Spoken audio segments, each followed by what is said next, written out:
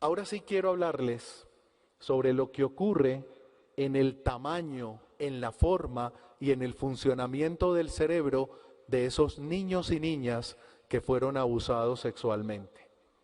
Esta es una foto real de un cerebro humano, está partido por la mitad para poder ver el interior y vemos un montón de surcos, de caminos donde están ubicadas las células del cerebro.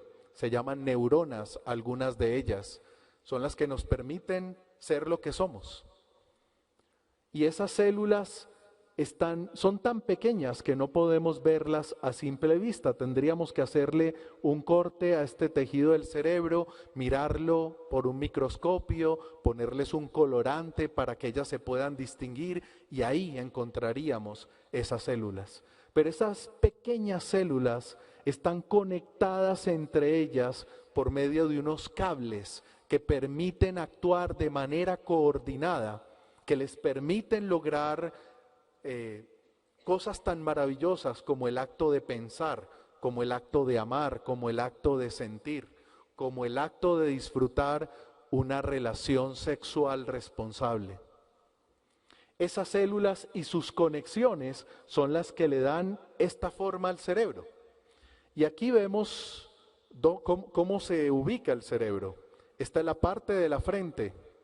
Nuestra frente, detrás de la frente, vamos a encontrar ya un tejido cerebral que llamamos corteza prefrontal, precisamente porque está ubicada en esa zona, por encima donde están nuestros ojos. Vamos a describir diferentes áreas de este cerebro para que lo conozcamos un poco y podamos entender luego los estudios que se han hecho en niños abusados sexualmente y cómo esas áreas cambian y se modifican dramáticamente. Hay un área muy importante que es el hipotálamo. Se ubica en todo el centro del cerebro y tiene que ver con el control de las hormonas, nuestro apetito, nuestra regulación de la temperatura o cuando nos da fiebre, incluso nuestra función sexual, como aquí es donde está el control hormonal, dependen del buen funcionamiento del hipotálamo. Hay otra estructura que prácticamente está por la parte posterior del cuello, que se llama tallo cerebral, porque parece el tallo de un árbol maravilloso que se llama cerebro. Y en ese tallo es donde hay un montón de núcleos, de células que se encargan de controlar diferentes funciones, como la respiración, el latido cardíaco, el ritmo de sueño, vigilia, pero también nuestras emociones. Aquí hay muchas células que fabrican unas sustancias que tal vez hemos escuchado alguna vez y que tienen que ver con enfermedades como la depresión o la ansiedad, o que tienen que ver con funciones normales como la alegría o la tristeza. Sustancias que se llaman serotonina, noradrenalina, dopamina, etcétera. Se fabrican en esta zona y luego son liberadas en diferentes partes del cerebro, permitiendo que podamos tener ese tipo de emociones. Hay otras zonas que son importantes para nuestra supervivencia y la de otras especies animales. Una de esas zonas se llama la amígdala cerebral.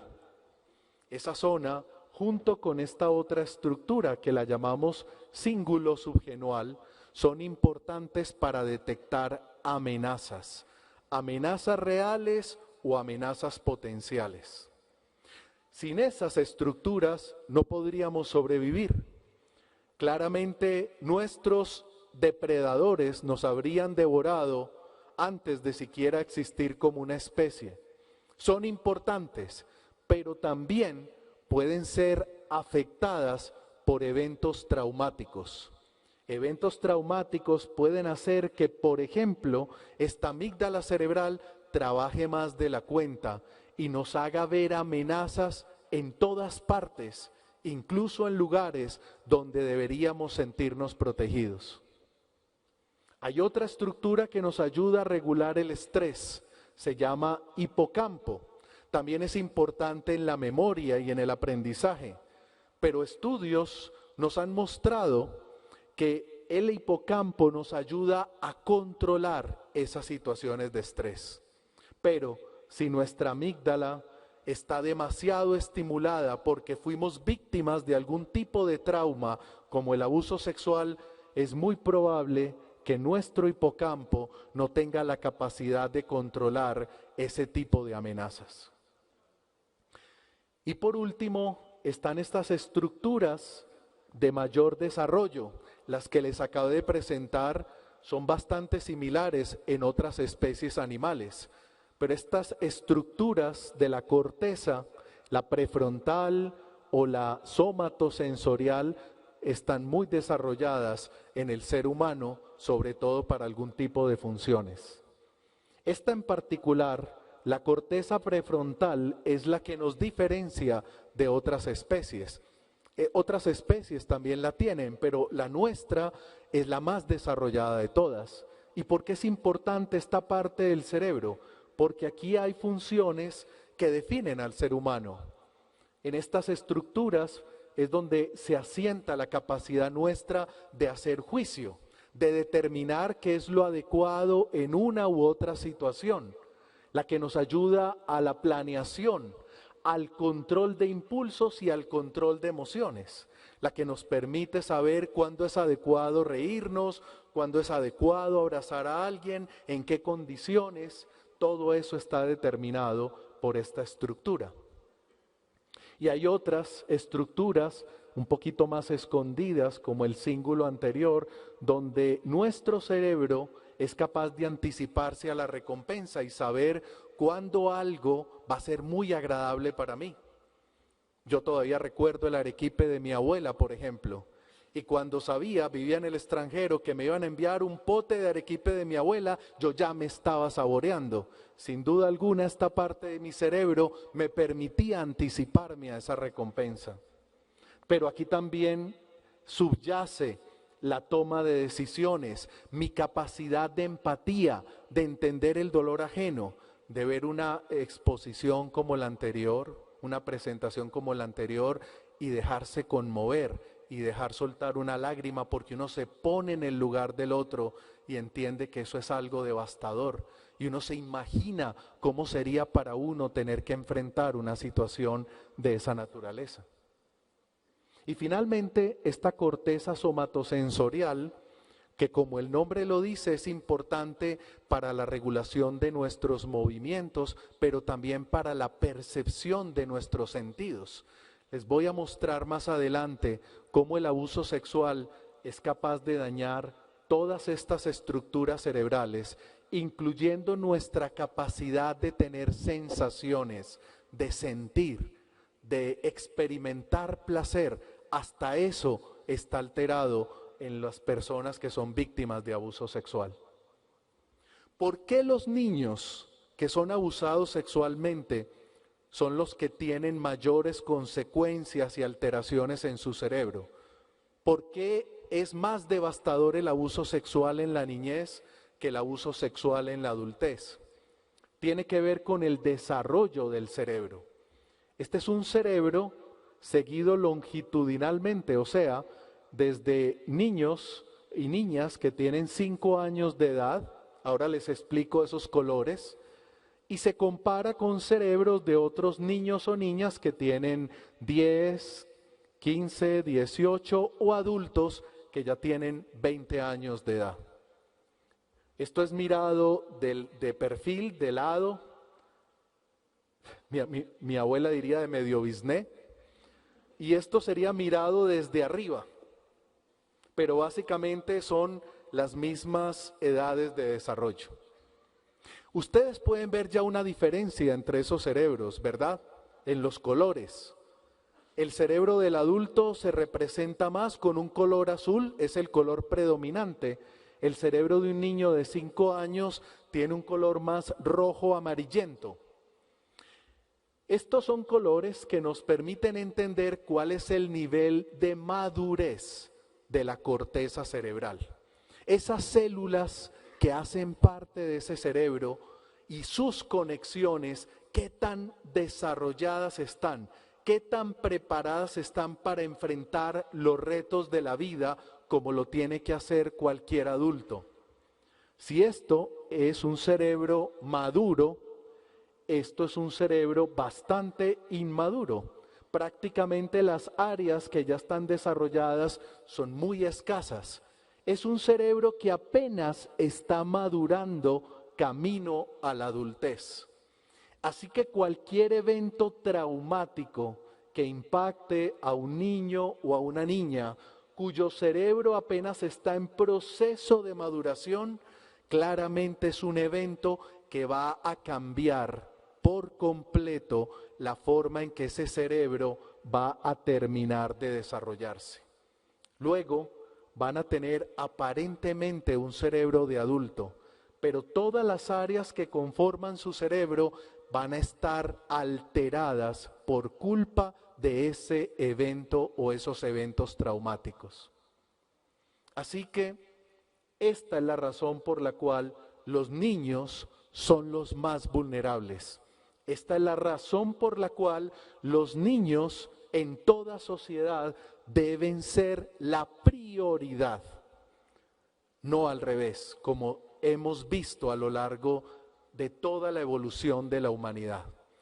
La palabra infantil viene precisamente del latín, que significa casi que idiota, porque los niños en otras épocas eran vistos como adultos de pequeña talla que además no tenían el intelecto y la capacidad de tomar decisiones de los adultos. Pero de ninguna manera son idiotas. De ninguna manera podemos entender a los niños como la parte más débil de nuestra sociedad. Hay que entenderlo como la parte más importante de nuestra sociedad, porque de este adecuado desarrollo cerebral es que vamos a tener una sociedad que pueda considerarse como tal en las siguientes generaciones. Más sobre el desarrollo cerebral. Aquí vemos diferentes edades, 2 años, 8 años, hasta llegar a la adultez, 20 años. Aquí apenas este bebé está dentro del vientre de la mamá y su cerebro apenas está aumentando el número de células y las células apenas se están ubicando en el lugar que les corresponde. Pero cuando ese niño o niña nace, rápidamente empieza a madurar diferentes áreas de su cerebro. La primera en madurar es la corteza sensoriomotriz, la que es capaz del tacto, de la visión, de la olfacción, de la audición, etcétera, del gusto. Y también la parte motora, y por eso los niños desarrollan rápidamente la habilidad de sentarse, de gatear, de caminar, de correr, luego lo hacen con maestría, y es porque su corteza relacionada con esas funciones es la primera en madurar. Pero la corteza prefrontal, la que les mostré que queda detrás de la frente y que tiene funciones que nos identifican como seres humanos, juicio, planeación, control de impulsos, control de emociones, es la última en madurar. De tal manera que si un niño es sometido a abuso sexual en estos primeros años de su vida, claramente, como esta corteza no está totalmente desarrollada, eso explica por qué estos niños tienen esos riesgos tan altos de sufrir diferentes condiciones psiquiátricas o no psiquiátricas. Su cerebro no estaba preparado en el momento del abuso para enfrentar semejante situación traumática. Incluso de adultos ni estamos preparados para eso. Hay que entrevistar a las mujeres que han sido víctimas como adultas de violación. Y es claramente difícil entender cómo uno puede hacer frente a una situación tan devastadora. ¿Qué diremos de un niño que claramente todavía tiene un cerebro apenas en desarrollo y maduración?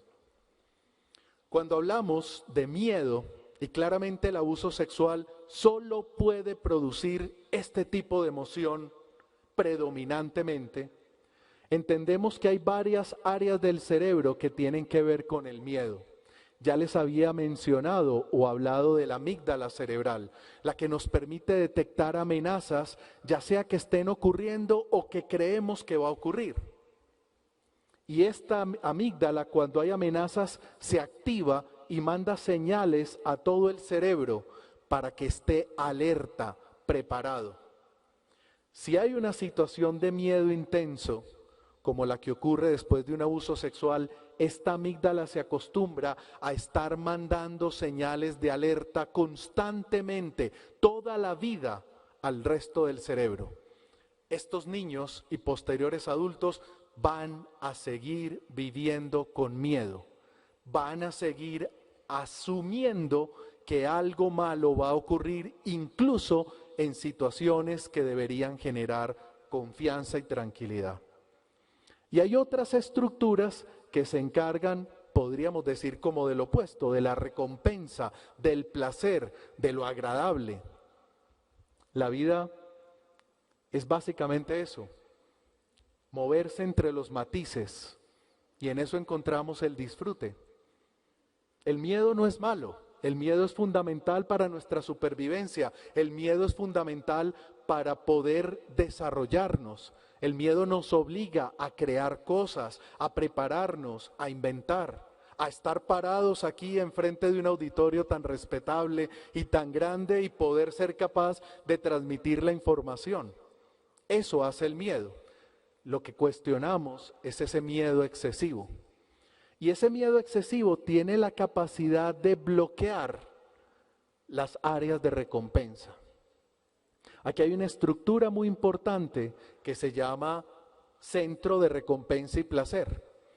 Los científicos lo ponen más complicadito, lo llaman núcleo accumbens, pero lo podemos conocer aquí entre amigos como el centro de recompensa y placer.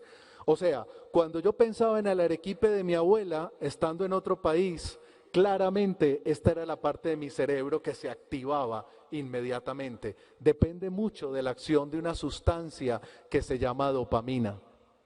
Pues resulta que en las personas, o peor aún, en los niños sometidos a trauma y que tienen una predominancia del circuito del miedo, este circuito de placer y recompensa está claramente afectado, disminuido. La incapacidad de estas personas para experimentar disfrute de la misma manera que lo haríamos los que no fuimos víctimas de abuso en la niñez es mucho menor. No solamente tienen que vivir con este miedo, tienen que vivir con la incapacidad de disfrutar los pocos buenos momentos que la vida les sigue presentando.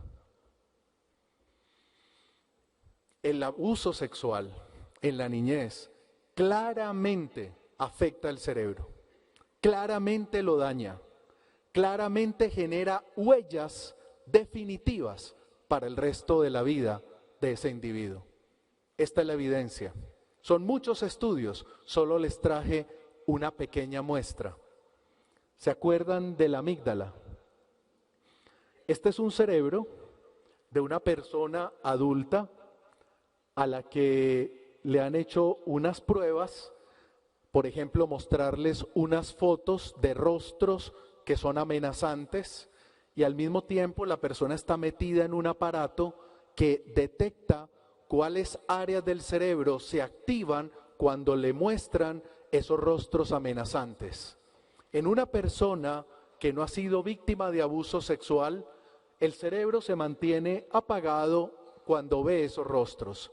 Pero cuando una persona fue víctima de abuso sexual en la niñez, inmediatamente la amígdala cerebral se enciende y el aparato lo detecta.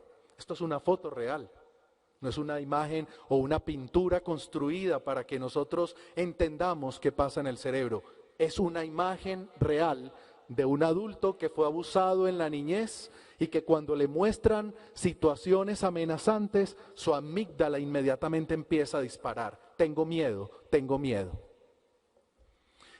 Y este estudio también muestra que a mayor severidad de ese abuso sexual, a mayor frecuencia, entre más cercana sea la persona, el papá, el abuelo, el tío, la mamá, mayor probabilidad de que esa amígdala se dispare, se encienda ante cualquier evento. De esa manera, para una persona que fue víctima de abuso sexual, un acto como este de estar parado enfrente de ustedes hablando puede ser algo terriblemente estresante. Prácticamente no podría hacerlo, porque su amígdala estaría tan encendida que este acto, que es normal, que para mí no es una amenaza, para esta persona podría ser algo devastador. ¿Se acuerdan del hipocampo? Esa estructura que tiene que ver con memoria, con aprendizaje, pero también manejo adecuado del estrés. Pues este estudio, también hecho en adultos que fueron abusados sexualmente en la niñez, nos muestra que el hipocampo tiene un tamaño más pequeño que el de personas de su misma edad y características que no fueron abusados sexualmente en la niñez. Así que, como ven, a mayor severidad del abuso sexual en la niñez, menor el tamaño y el funcionamiento de ese hipocampo.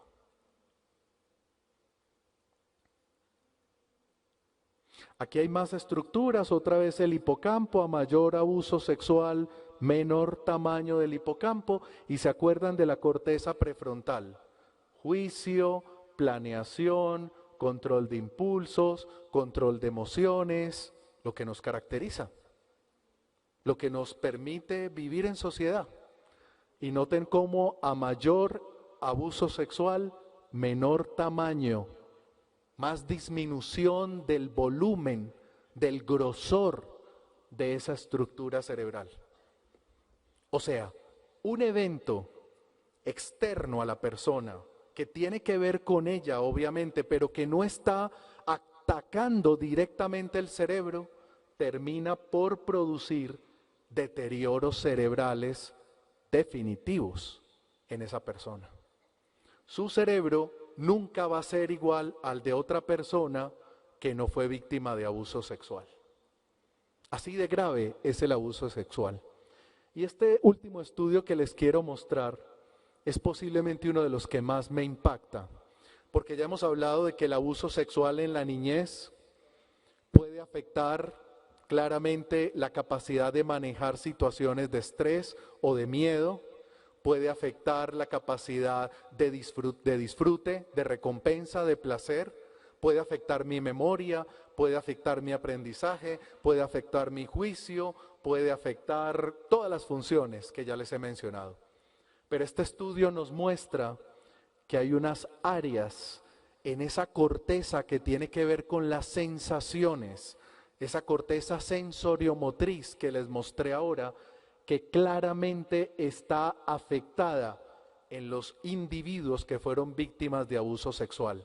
Estas áreas en color rojo representan ni más ni menos que la estructura que el cerebro destina para el placer sexual.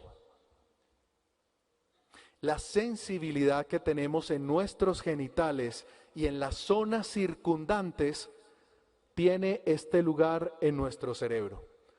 Aquí es donde nos damos cuenta de que estamos disfrutando esa actividad sexual.